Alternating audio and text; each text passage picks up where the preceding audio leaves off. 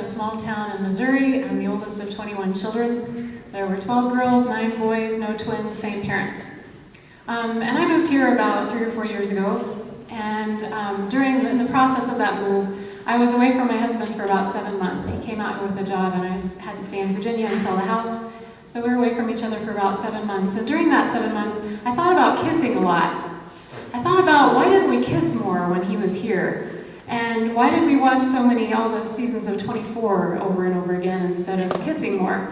And I looked online, and there's a lot of people that are thinking about kissing. There's a lot of YouTube videos about kissing, how to kiss, and a lot of people that have compiled all the kissing scenes from all the best movies and just put those all together.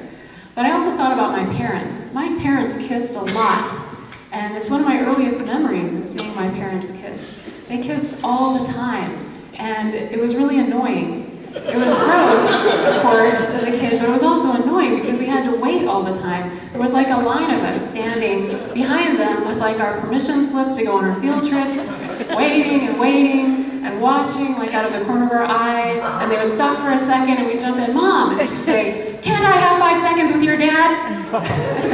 Then they would go on kissing for the whole rest of the news or something. It went on forever. But it was sweet, and they spent a lot of time together. They got married when they were 16 and 17 years old, and they spent very little time apart, which was good because anytime they had to be apart, they were completely pathetic. They were on the phone with each other all of the time, whining, and "Oh, I miss you so much." But they didn't get it from strangers. My mom's parents kissed all the time too, my grandma and grandpa. They always kissed hello when they walked in the room, and if they just went out to get a soda, they kissed goodbye, and then they would kiss again when they came back in. And every summer or every year when my mom had a baby, then my grandma would come and stay with us. And my grandpa still had to work, so he would write her letters, and we would run out to the mailbox and get the mail. And all the letters from my grandpa, on the back, it said, Spencer W. Kimball.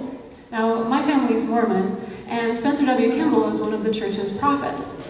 And I thought, why is Grandpa trying to remind Grandma about the prophet? What does he think she's getting up to here in Missouri, taking care of all the grandkids? So I was embarrassed to ask her, so I asked my aunt, why do all the letters say Spencer W. Kimball? And she says, it's the initials, SWK, sealed with a kiss. That's the secret message that he's sending her. So I thought that was very sweet. And my grandma and grandpa, my grandma got married when she was 13, and my grandpa was 21. I got married when I was 23, so I was kind of an old maid in this family. But my grandma passed away very young. She was only 52 when she died. And so it was good that they had those years together and they got married so young. And my grandpa had been sure that she would outlive him. And he was very sad and pretty adrift without her. And one day I was doing the dishes with him, and he said he always did the dishes so he could get his nails clean. And he didn't actually get the dishes very clean, so mostly my job was to watch and slip dishes back into the wash from the rinse that he'd missed things on. But we were listening to the news, and there was a sad story of a man in his 30s who had been killed in a car accident. And all of a sudden my grandpa was yelling, and he threw down the dishes and was saying, "Why?" And I thought he was saying, "Why did this man have to die?" But then he was saying, "Why not me? I'm ready to go. I miss your grandma." And then he went up on the roof and yelled at God for a while, because my grandpa's kind of crazy, actually. But as you may have guessed, my parents were kind of crazy. You have to be, really, to have that many kids. It's true. But what I learned from these people was that if you find someone who's the same kind of crazy you are, then you should hold on to them, and you should kiss a lot.